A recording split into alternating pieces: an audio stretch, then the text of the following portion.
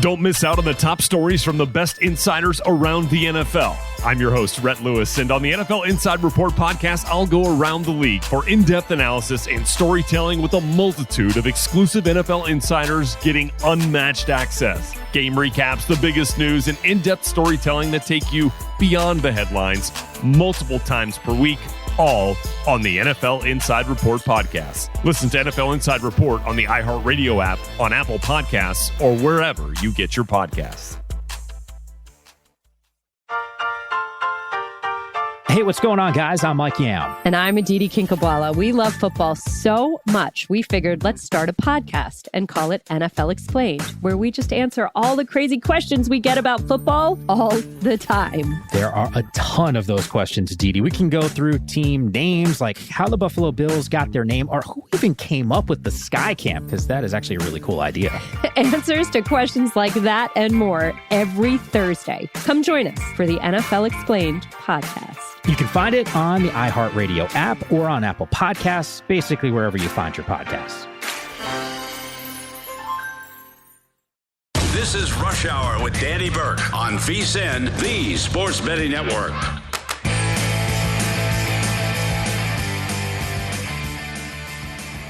Welcome to it, folks. The show is Rush Hour, presented by BetRivers. I'm Danny Burke, your host. As always, we are live here just outside of Chicago, Des Plaines, Illinois, to be exact.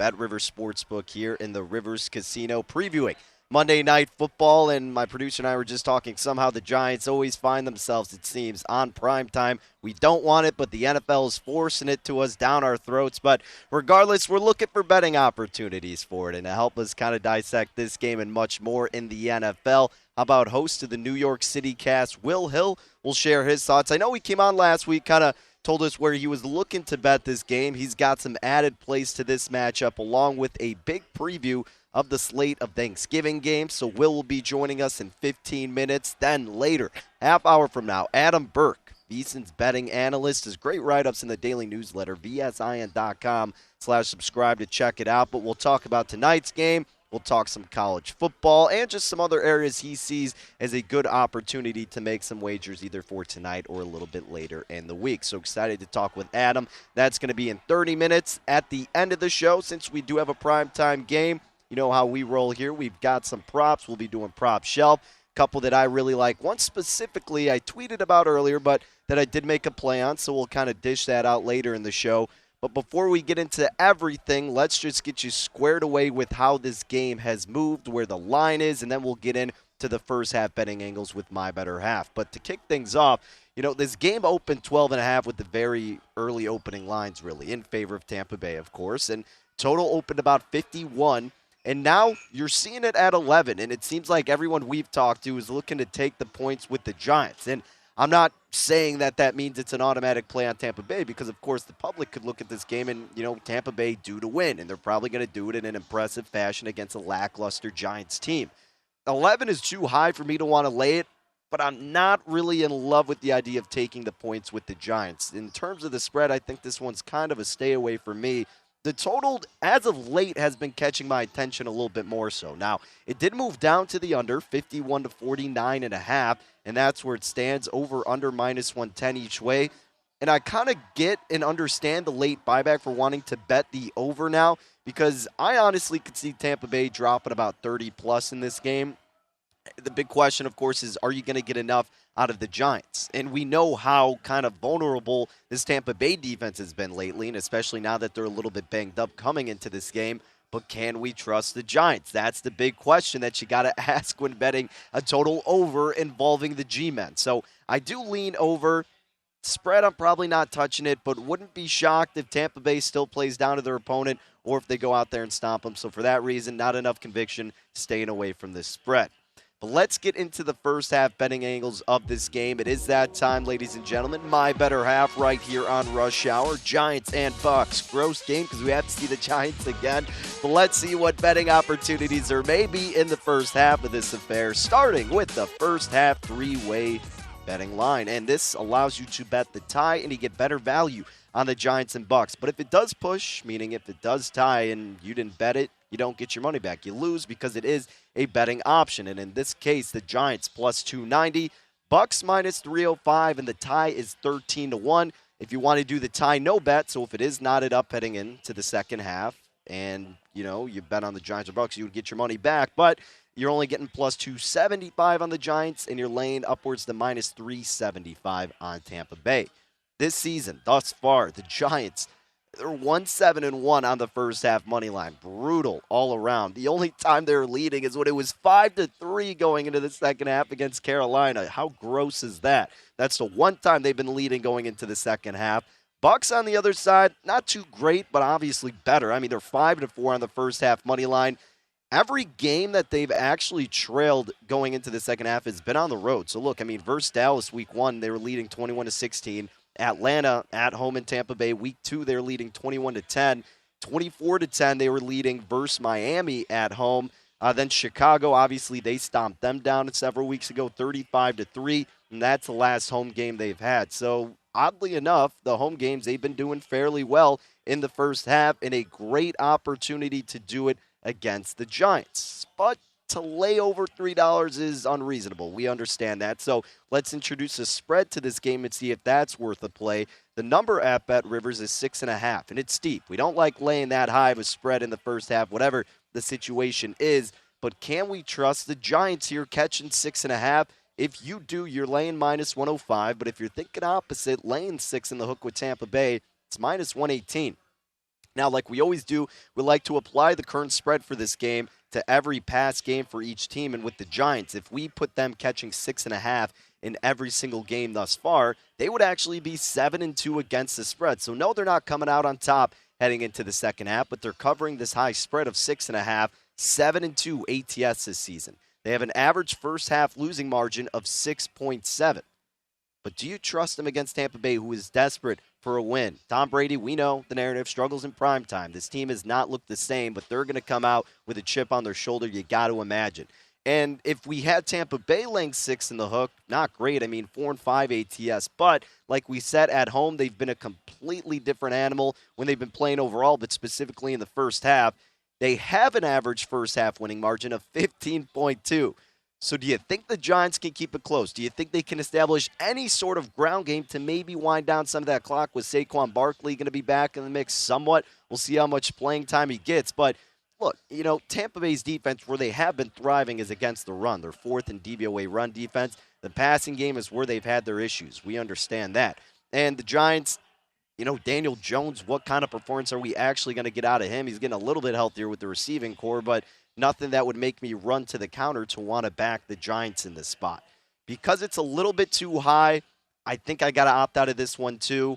And it's just so tough in a game where, yeah, the Bucs have looked poor, but we know how good they can be, and it's such a high spread. I think we're better off waiting for the in-game betting perspective than trying to determine this pre-flop with the high spread of 6.5 with a Bucs team that has done better at home, looking for the win. Average first half winning margin of 15.2. I don't know. It's tough. If you have any different thoughts, let me know, because I have no confidence in betting this first half in terms of the spread or outright winners. But where you maybe get a little bit more confidence out of me would be with the total points, as it typically garners from me a little bit more conviction with betting the points. And 25.5 is the total points you're seeing listed in the first half. It is shaded to the over, minus 118. The under 25.5 is minus 105. Now, the Giants in all their first halves have only gone over 25.5 in just 2 games out of 9. 27 was the total score versus Dallas, 31 versus the Rams, right? I mean, in both games, they didn't cover the first half spread either, just to throw that out. But the Bucs on the other side have gone over 25.5 points in 5 out of their 9 games. So do you think that's going to be something that comes to fruition? And look, when we were talking about that going over, I mean, when the Giants were playing Dallas, it's the Rams, because Los Angeles put up 28 themselves. The Giants just put up 3, like we were saying. And then, against that game earlier, too, Dallas was 17-10, so they didn't cover, but higher scoring affair there. The individual total points, the Bucs are at 16.5, very high, shaded to the under minus 122. But every time they have led going into the second half, they've gone over this mark. The Giants have allowed opponents over this mark in just 2 games, the ones we just mentioned, the Rams and the Cowboys. So if you think the Bucs are ready to come out firing, maybe the over's your play, but I just can't really convince myself to bet an over for a first half of 16.5, regardless of how good this Tampa Bay offense can be in the first halves and regardless of how little I think of the Giants. And with that being said, I mean, the Giants in their first half total at 9.5. This is shaded to the over minus 121. Now, the Giants have actually been held under this in a majority of games. 5 out of 9, they have failed to get 10 or more points in the first half. The Bucs, though, I mean, again, we know how kind of lackadaisical their defense have been. They have allowed opposing teams to get over 9.5 first half points in 6 out of 9 games. The teams who didn't, Chicago got 3, Philly got 7, New England got 7. I would actually lean under, if anything, because I don't want to lay a price to trust the Giants to get double-digit points in this game. And the reason, again, that I'm not going to be ultimately betting this one is because the Bucs defense is a little bit injured coming into this game. And, heck, who knows? Maybe the Giants do have some kind of momentum with some players coming back in the mix, like Galladay as a receiver and Barkley in the backfield. But nothing that would warrant a play out of me for the first half. So I'm sorry, but I absolutely hate the first half for this game, but just wanted to still give you the numbers and kind of the stats and which way I would kind of be leaning in that spot. But before we end up here, I did want to talk about a bet that I do think could be worth a look, and this is going to be for the full game now, and I kind of mentioned this at the beginning of this segment, but in terms of total points for the full game, the Bucs total points at 30.5 kind of has me considering that fairly strongly. Now, the over is shaded that way, minus 117, but the Bucs are averaging 31 points per game, okay? The Giants defensively are allowing opponents 24 points per contest, but at home, more specifically, I get it. Some people don't care about the splits as much, but for the Bucs, it's been fairly evident this season. At home, Tampa Bay is averaging 42.3 points per game. Dropped 38 versus Chicago, 45 versus Miami, 48 versus Atlanta, 31 versus Dallas. You could go, oh, look, Danny, those defenses aren't great. Okay, you think the Giants' defense is that much better? They're pretty much in the similar category as the Bears, as the Dolphins, as the Falcons. I know they've played better over the last several weeks. I get that, but again, this Tampa Bay offense is going to be feasting. Tom Brady is going to be livid coming into this game, especially on primetime, knowing what's happened the past couple of weeks. So if they get up, I think they're going to keep pushing the pedal down, like they were trying to do against the Bears, too, in that game where they clearly had wrapped up. If you remember, I mean, they just keep going and keep going. So I know 30.5 is high, but if you're looking for that kind of different type of bet, I think team total for the Bucs looking over could be a decent option. And the Giants defensively, they've only allowed 2 teams over this. Dallas got 44. Los Angeles, the Rams got 38. But on the road, they're allowing 29 points per game. A little bit worse on the road for the Giants. And hey, like we said, the Bucs a lot better, especially offensively at home. So maybe consider that if you don't like anything in the first half, such as myself. We'll see what Will Hill, host of the New York City Cast, has to say about this game. Stick around. It is Rush Hour.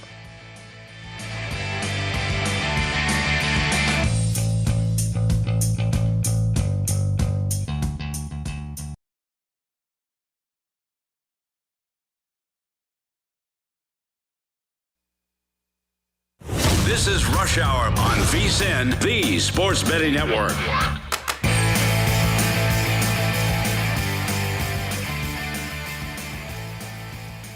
If you're looking for more sports betting discussion around your local teams, Bet Rivers has you covered.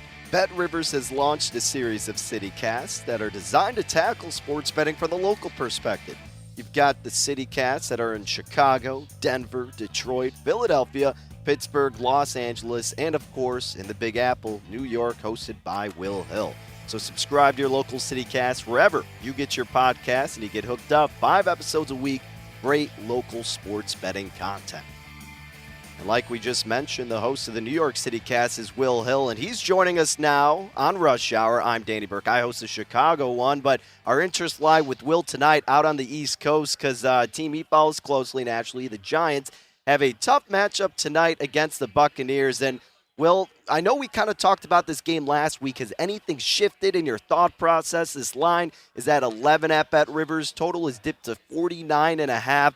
What kind of, I guess, in terms of how you think this game plays out, has it been the same? Has it altered? What do you think occurs tonight?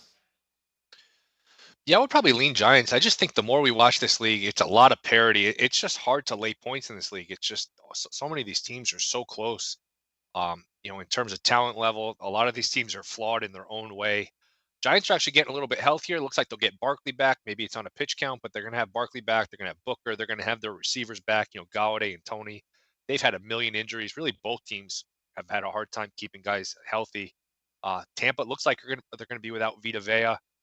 They've been beat up in the secondary, really beat up. And they're not the same defense, especially against the run, without Vita Vea in there. So maybe with Barkley back and Vea out, Giants will be able to run the ball. Giants got some weapons. When they're healthy, they got some pretty good players on the outside. Obviously, we don't love Jones as a quarterback. But to me, this number is a little high. I would lean towards the 11. Haven't bet it yet. I definitely think if I get the 11.5, I will. And I would lean towards the over. I do think there's going to be some points in this game.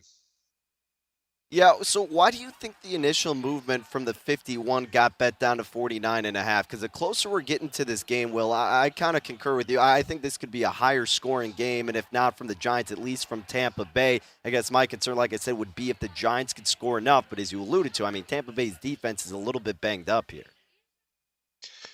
Yeah, the Giants have actually been pretty good on defense, and we know Tampa, they're pretty good on D, good against the run. But like you said, without Vea, it's a little different. So maybe just at 51, it was a little too high. But to me, this is over or pass. I think we're going to see some points tonight. All right, well, let's move on to Thanksgiving. Fortunately, we got to talk about this game, but the Bears and the Lions. The first Bears game I went to was this past Sunday, Will, and, obviously you know how that went down. But, look, this is a tough spot, and I was talking about this during the Chicago City Cast today, kind of just pondering. At this point, is the locker room lost? Are people giving up on Nagy? And you saw that report go out on Twitter today that is the case. So I'm torn. It's like, do these players want to be the team that gives the Lions their first win, or are they fed up with Nagy and they don't have the motivation going out there? And we're assuming it's going to be Andy Dalton. So I really don't know, Will, but the line is 3.5. The total's at 41.5. How the heck do you bet this thing? Well, you have to bet it. The other alternative is hanging out and talking to your family. You have to bet this game. It's the only way to avoid it. So you were at the Bears game yesterday, so you did not see David Blau in his 77 impressive passing yards. If he plays, he's an automatic play against. He's just not an NFL quarterback. He played at UConn. He had 1 touchdown and 13 interceptions. Just shouldn't be playing in the NFL. A lot of people said, how could you be worse than Goff? Well, we saw yesterday how you can be worse than Goff. I actually think Dalton, at least in the short term, is better than Fields. Fields did nothing yesterday. Dalton went in and threw for 200 yards, converted that big 4th and 11 for the touchdown. So that was strange how Baltimore just went all out on the blitz there, 4th and 11. That was a strange play call. But I would actually lean towards the Bears. The Lions have alternated between being competitive and just getting absolutely blown out. So this might be one where Detroit is overmatched.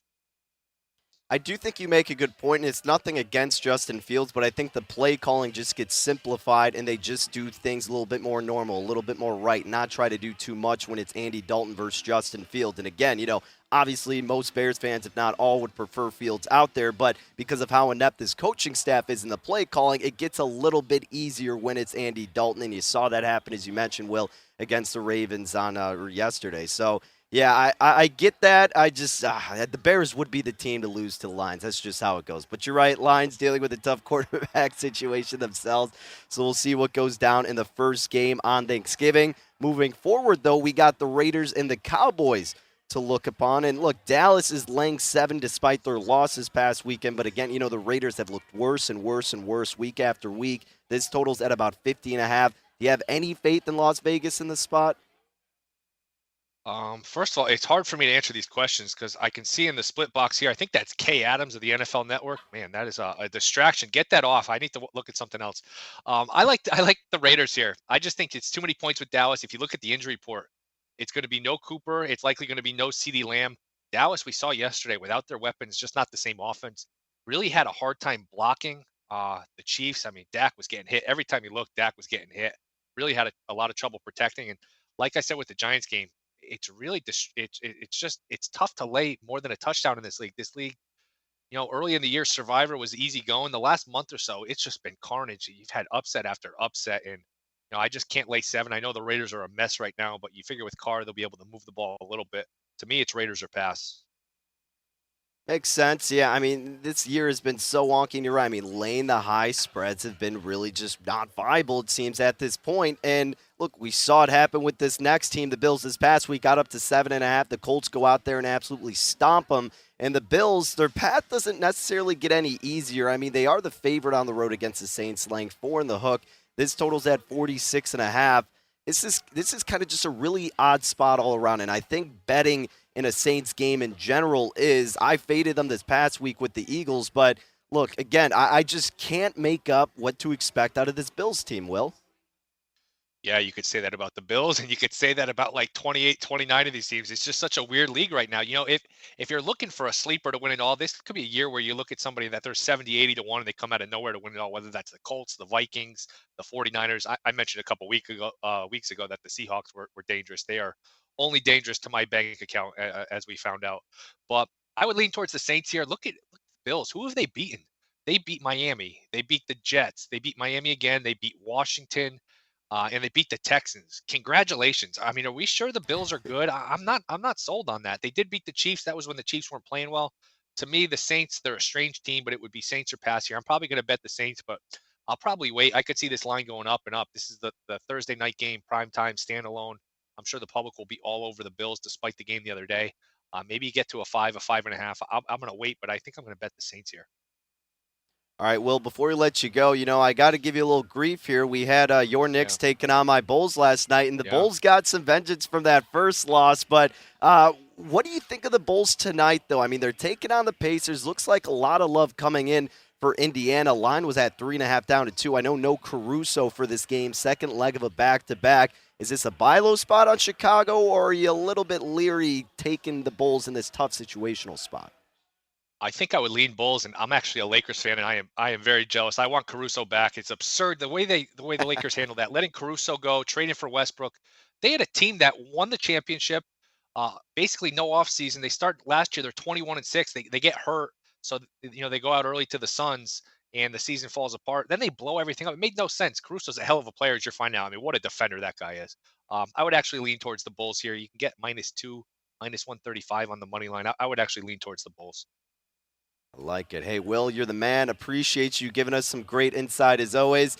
For your sake, I'm hoping the Giants keep it close. Well, for everybody's sake, let's just hope it's at least somewhat of a good game because I've had enough of the Giants on prime time. But for the sake of your city cast, it's always good news, and we look forward to hearing more of your episodes, my friend. DB, you're the man. Anytime. I'm happy to come on. VSiN.com/podcasts. Throwing a curveball at everyone. You got it. There he is, Will Hill, at Not The Will Hill on Twitter. Again, host of the New York City Cast, goes on a lot of different shows here on VSiN, so VSIN.com/podcast/subscribe. You get access to everything, but Will also does some write-ups, the daily newsletter, Point Spread Weekly, so all a part of VSiN. Great deal out now heading into Black Friday. But look, going back to that Bulls game again with the Pacers, just to touch on that really quick before we head out here. So as I was mentioning, I mean, this line opened 3.5 in favor of Chicago. And naturally, you're going to give them the edge at home against the Pacers team that really has not looked great. And even more so, they've been awful on the road this season. They're 2-9 away from their home court is Indiana. And the Bulls on the other side, I believe they're about 6-2, 6-3 at home. And again, it's a little bit tough wanting to bet the Bulls here in the sense that they just came off that road trip. They just had a game and one where they were trailing last night against the Knicks, so it wasn't a comfortable win. And now you got the second leg of a back-to-back. I know some people don't take it into account as much, and especially earlier in the season. But I'm kind of with Will. I think it's a little bit more of a buy low spot on Chicago. They are missing Caruso in this game. They're already missing Vucevic still, as we know. So the best approach, I think, as has been the case for a lot of Bulls games, let's just have some patience. Let's wait for the in-game betting opportunity. I'm sure there's going to be a point where the Bulls are catching or where they're trailing at least by 6 or more points. Then jump in on the Chicago team that always finds a way to make it close, especially at home where they do better against a Pacers team that blows on the road. That's going to be my approach for this game. But let's see Adam Burke's approach to tonight's football game and many more coming up next here on VSiN, the Sports Betting Network.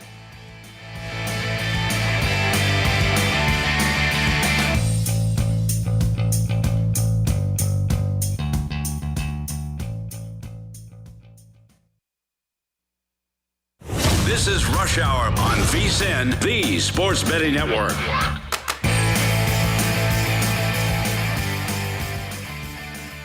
The VSiN Black Friday offer is here, and right now when you sign up for our $99 midseason football special, you'll also receive $20 credit to the VSiN store. So get all of our expert sports betting analysis, insights, and data for the rest of the football season, plus $20 worth of credit to buy VSiN sports betting hats, shirts, mugs, and other great gear. But hurry, because this is a limited time offer, so sign up now for the perfect sports betting holiday gift at vsin.com/subscribe. That's vsin.com/subscribe. Welcome back to the show. It is Rush Hour here on VSiN, the Sports Betting Network. I'm Danny Burke, your host, and we are live out of the Bet River Sportsbook here in Des Plaines, Illinois. Joining us now, Adam Burke, my producer likes to say, my long-lost cousin at Skating Tripods, where you can follow him on Twitter. Adam, a pleasure as always for you joining us, previewing tonight's game, some college football, and if we have some time, some college hoops. But let's begin with this game that is, look, hopefully it's going to be somewhat entertaining. But we get the Giants on prime time again. They're taking on the Bucs, who are desperate for a win. Tampa Bay laying 11. This line is down to 49.5. I don't see too many angles to betting it, but do you see anything maybe worth a play or any in-game philosophy you're looking to bet toward? Yeah, I think this is a pretty tricky game here to bet tonight, Danny. One thing I will mention off the top is that, and I think we may have talked about it on your show, but I know I've discussed it on Betting Across America before on my Wednesday spot. But teams coming off the bye, going into Week 11 here, we're 5-11 against the spread. And if you take away the games where two teams were playing each other off the bye, teams were 3-9 against the spread coming off the bye. This week, they're 3-0. You got the win for the Bengals, you got a cover for the Bears, and then also an outright win for the Texans. So maybe that's a good sign for the Giants here tonight, as teams seem to be doing a little bit better here coming off of the bye. Look, Tampa Bay looked so bad last week that you have to expect water to find its level with this Buccaneers team. But the thing about the Giants is they're actually very decent against the pass. They're not good at all whatsoever against the run. So maybe that's something that does help Tampa Bay tonight a little bit. Maybe that's something that kind of pushes you towards the over. But as far as tonight's game, I don't really have a whole lot. I don't even know if I like that much from a prop betting standpoint in this game. Kind of looked at Daniel Jones' pass yards over, just expecting the Giants to trail throughout the game. But that number was a little bit inflated with that expectation. So nothing for me on tonight's game, and hopefully we got some better stuff in the NFL later this week. Yeah, and you mentioned the props. I mean, I only really like one, maybe two of them, and I was going to talk about Daniel Jones. But, I mean, you're right, because that's the expectation, that they're going to be from behind, and Tampa Bay secondary worse than their run defense. So it is a little bit inflated, and, you know, you can't just blindly bet it based on what you think without considering where those numbers should be versus where they are. So I'm with you here. Not the best wagering game, but we'll see if there's anything in-game tonight for Monday Night Football. But I know you got some early thoughts, as you typically do with college football, so let's get some plays where you have a little bit more conviction on it. And let's start with Notre Dame and Stanford. Now, the Fighting Irish, they're getting into the conversation, potentially the college football playoff. They're laying 19 on the road against Stanford, Adam. This total, 52.5. What did you see early on that you like to bet in this matchup? Yeah, you know, this is one where the line has moved up a little bit, and understandably so. Notre Dame opened in the 16.5 range. You got pumped up to 19 here. Look, Stanford last week gave up 611 yards to Cal. I mean, the Golden Bears are not thought of as an elite offensive team, and they just marched up and down the field on Stanford here. So maybe a little bit of a sign that possibly the trees have quit on the season here. David Shaw, look, this is not the expectation for this program to have the season that Stanford has had. They've had kind of some quarterback questions, some quarterback injuries and all of that. But for Notre Dame here, one of the things that's always been held against them from a college football playoff standpoint is that they don't have a conference championship game because they're an independent team. So for Notre Dame, this is their last chance to make any sort of impression whatsoever for the college football playoff committee. We saw them do it last week against Georgia Tech. I think they do it here this week against Stanford as well. So they'll win this game by a significant margin, and they'll hope for the best with the other games and also with conference championship weekend in hopes that they could sneak into that discussion. But Stanford looks to me like a team that's quit on the season here, and I think Notre Dame can take advantage of it. Makes sense to me. Now, Adam, what about this next matchup Saturday, 11 a.m. Central Time? You've got Baylor laying 14 in the hook. Texas Tech, the road underdog here, with a total of 52. This is kind of a tricky spot for me to want to handicap, so I'm very glad that you liked, or at least enough of a play to talk about it here. So which side do you see having value now? Yeah, you know, I think when you look at week 13 or whatever week number the final week of the regular season is, there's a lot more that goes in it other than just the statistical profile. And this is one of those games here for me. Last week, Texas Tech shut out for the first time in almost 25 years. So that's not something that they're accustomed to. You'd expect them to bounce back from that kind of performance. But you've got a lot of coaching things in play here. Dave Aranda probably going to get an LSU interview if he hasn't already. That's something that's a big-time distraction for Baylor. Also for Baylor, they don't control their own destiny. They'll be worried about what happens in Bedlam between Oklahoma and Oklahoma State. They still have to win this game, but they would need an Oklahoma loss in order to make it to the Big 12 championship game. But the biggest angle to me in this game is actually Texas Tech's new head coach, Joey McGuire. Now, he's not the acting head coach right now. That's Sonny Cumbie, who's the interim. But Joey McGuire was actually on this Baylor staff until he took the Texas Tech job in November. He was the associate head coach and the outside linebackers coach, also said to be an exceptional recruiter. So he probably recruited most of these players to Waco while on this coaching staff. So he knows this team inside and out. I'm sure he's part of the preparation and the game plan for the Texas Tech Red Raiders here. So I actually like them plus 14.5. And certainly it doesn't hurt that Baylor quarterback Jerry Bohannon left last week's game with a hamstring injury, and he is questionable for this week. All right, Adam, let's transition. We'll keep it college, but let's go basketball now. Personally, I'm not a huge college basketball bettor. I think it's such a volatile sport, and I'm just, fully ingrained with college football, NFL, basketball, hockey that, I don't kind of want to, just go a half effort into it. So I love talking to other people about it, and I know early on there's a lot of value betting these games. So what can you tell us about some of these smaller schools that I know you like to kind of dive into college football-wise? What can you look to do with them in college basketball? And I know a game that's standing out to you, UTEP, UC Riverside tonight. UTEP laying 4 in the hook. Well, actually, the game I'm looking at for tonight, Danny, is George Mason and Washington. And this is a neutral site game up in South Dakota.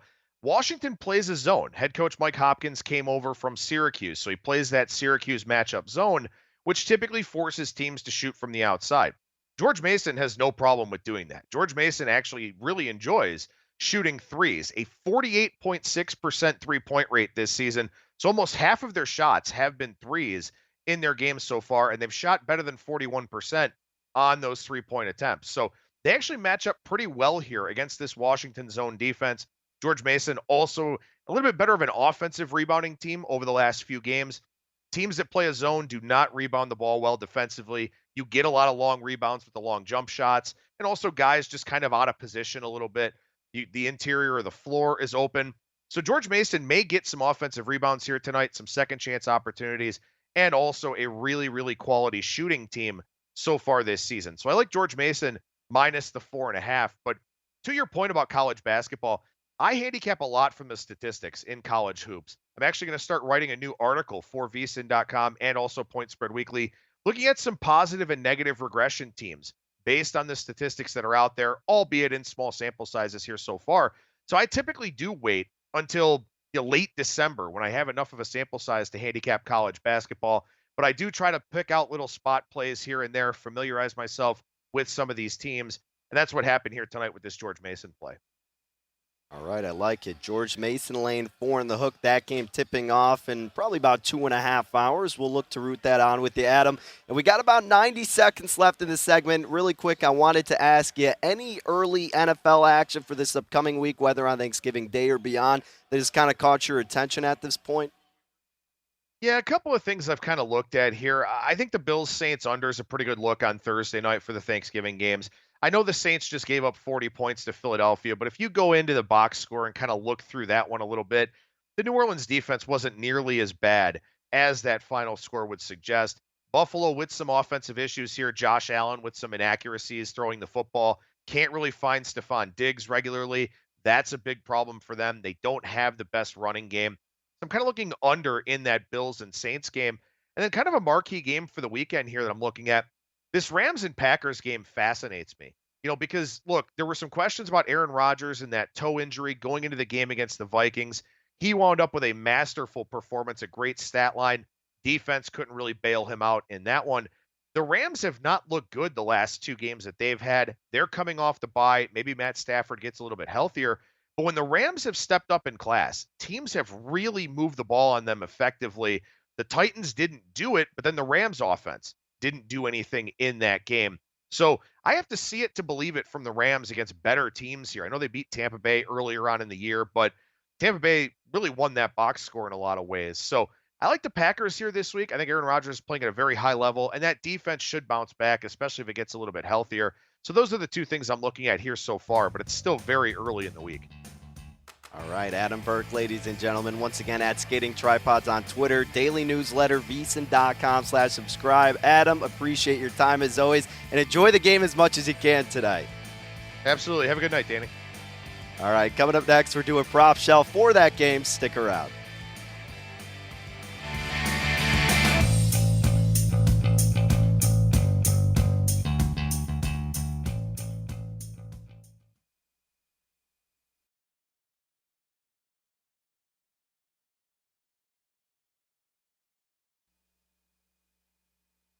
This is Rush Hour on VSiN, the Sports Betting Network.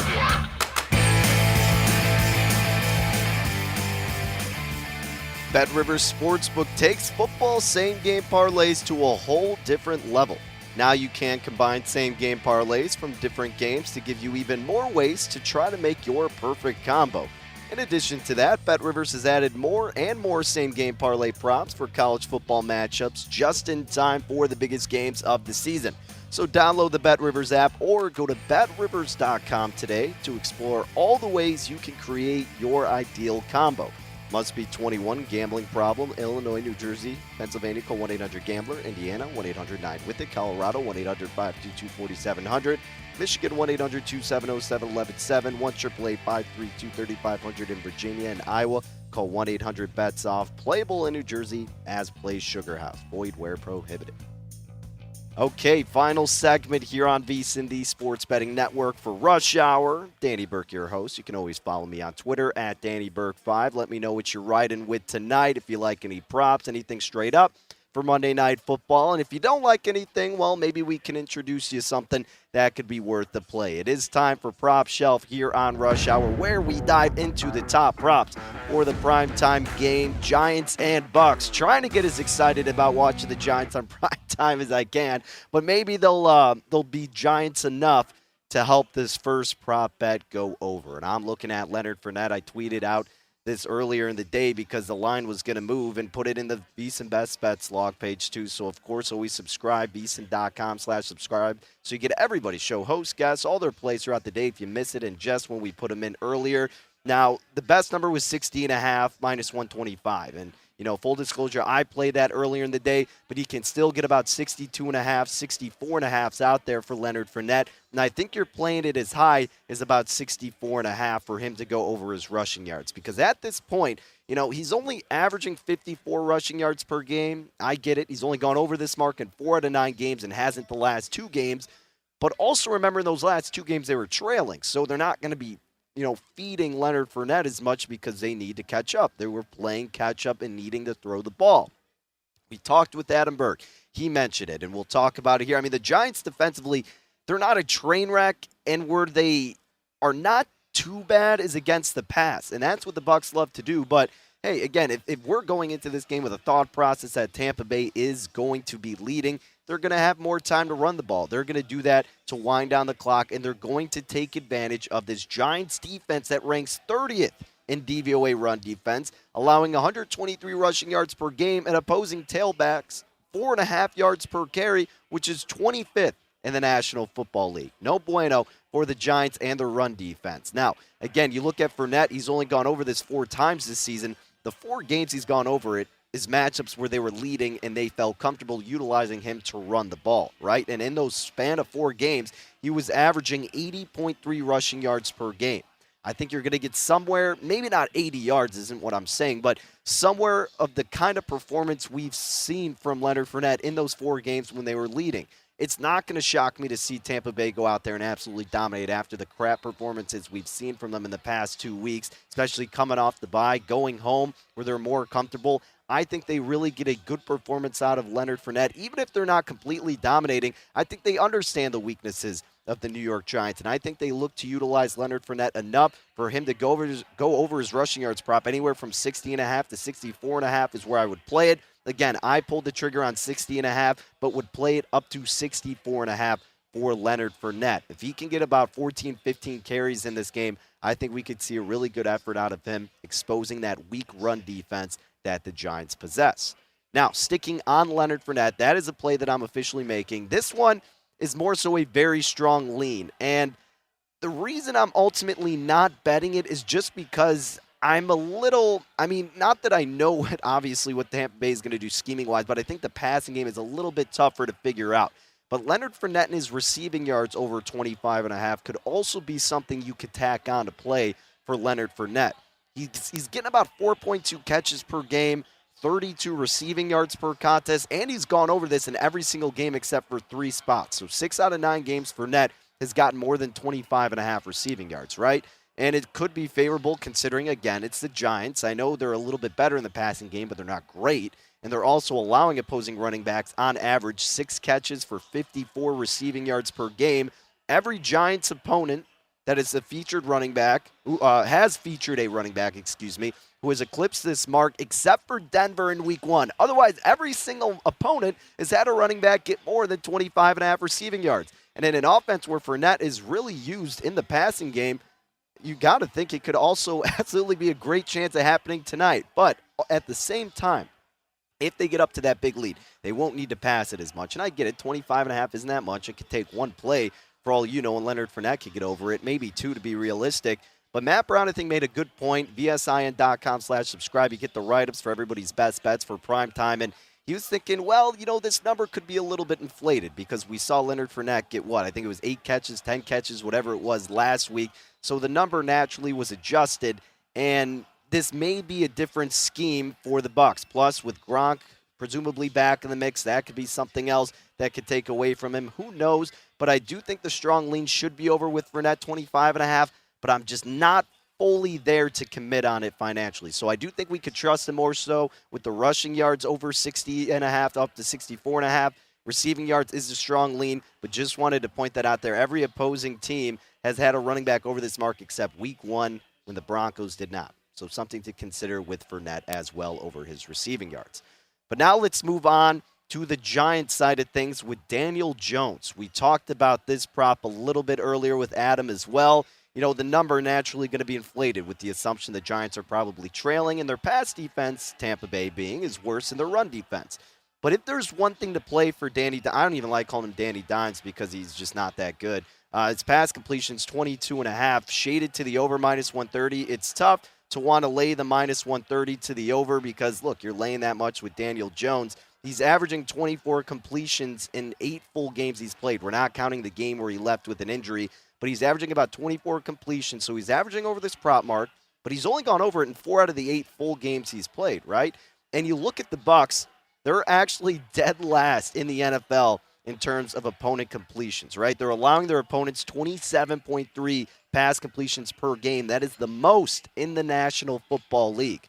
But do we trust Daniel Jones and more so do we want to lay -130 thinking he could get over that mark? Now, against the Bucs, the only quarterbacks not to get over this was Jalen Hurts, who had 12 completions. Justin Fields just missed it with 22. And then Trevor Siemian and Jameis Winston combined for 22. So 6 out of 9 overall opponents have gone over this marker, have had a quarterback to throw at least 23 pass completions. And again, Tampa Bay is worse in the passing game, still banged up with the DBs. No Richard Sherman, how much value you think he presents.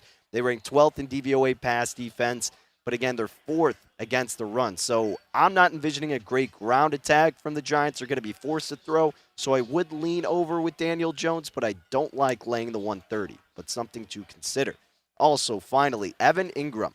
I'm thinking Ingram could be a big target for Daniel Jones if there's going to be one tonight. His receiving yards prop is 35.5, and look, the Bucs don't play tight ends too well. They're allowing opposing tight ends about 6.6 receptions for 56 receiving yards per game to opposing tight ends. Now, Ingram isn't necessarily dominant, but he is averaging about 4 catches on 5 targets for 32 receiving yards per game. 5 opposing tight ends have gone over this mark versus Tampa Bay. Maybe Evan Ingram could be utilized efficiently from Daniel Jones. So consider Evan Ingram over his receiving yards prop, and also consider him anytime touchdown, plus 330. He's actually leading the team in receiving touchdowns with 2.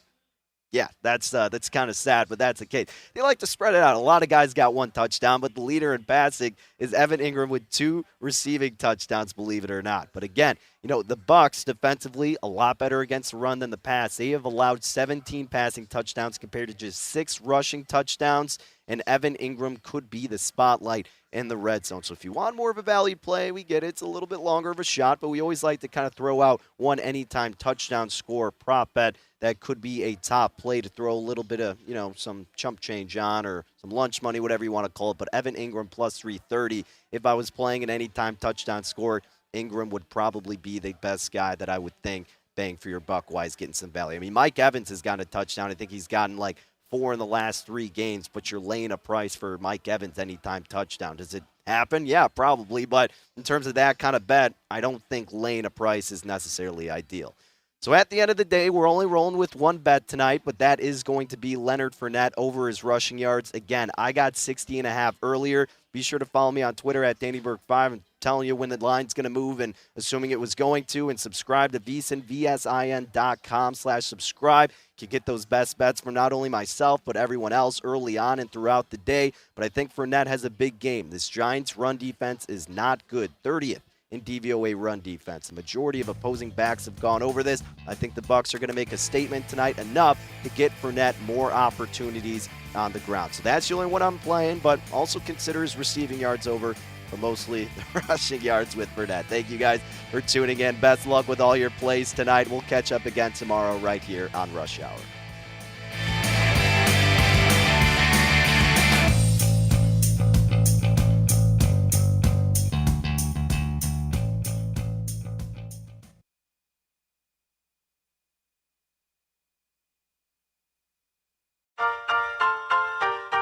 Hey, what's going on, guys? I'm Mike Yam. And I'm Aditi Kinkhabwala. We love football so much, we figured let's start a podcast and call it NFL Explained, where we just answer all the crazy questions we get about football all the time. There are a ton of those questions, Didi. We can go through team names, like how the Buffalo Bills got their name, or who even came up with the Sky Camp, because that is actually a really cool idea. Answers to questions like that and more every Thursday. Come join us for the NFL Explained podcast. You can find it on the iHeartRadio app or on Apple Podcasts, basically wherever you find your podcasts. Don't miss out on the top stories from the best insiders around the NFL. I'm your host, Rhett Lewis, and on the NFL Inside Report podcast, I'll go around the league for in-depth analysis and storytelling with a multitude of exclusive NFL insiders getting unmatched access. Game recaps, the biggest news, and in-depth storytelling that take you beyond the headlines multiple times per week, all on the NFL Inside Report podcast. Listen to NFL Inside Report on the iHeartRadio app, on Apple Podcasts, or wherever you get your podcasts.